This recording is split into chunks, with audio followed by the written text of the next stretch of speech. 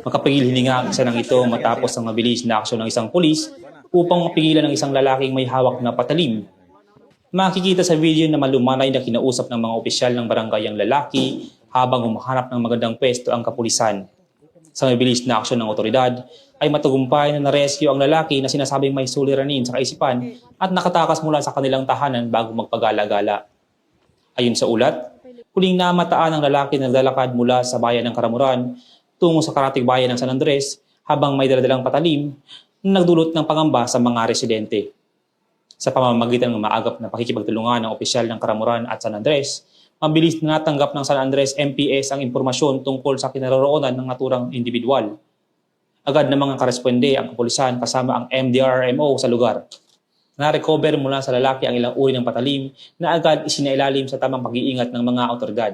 Sa ngayon, ligtas nang nakapailalim sa pangangalaga ng mga kinauukulang ahensya ang nasabing individual at sinigurong wala nang dapat ikabahala ang mga residente kaugnay sa insidente.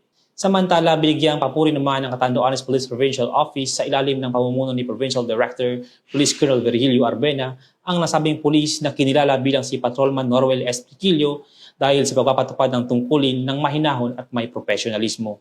Nagpapasalamat naman si Patrolman Virgilio sa naging partisipasyon ng bawat isa upang makontrol ang sitwasyon at sa binigay na pagkilala ng PPO. Lubos ako nagpapasalamat sa aming Chief of Police sa kanyang gabay, sa aking mga kasamahan at sa mga opisyal ng Barangay Manambrag at Barangay Ubi, Karamuran. At sa aming Provincial Director mula sa pagkilala sa aming nagawang paglilingkod. Ang karanasang ito ay lalo pang nagpatibay sa aking dedikasyon at maglingkod ng may katapangan, malasakit at profesionalismo. Mula dito sa Catanduanes Police Provincial Office, ako po si Patrolman LZT Camano, nag-uulat para sa Police News Network.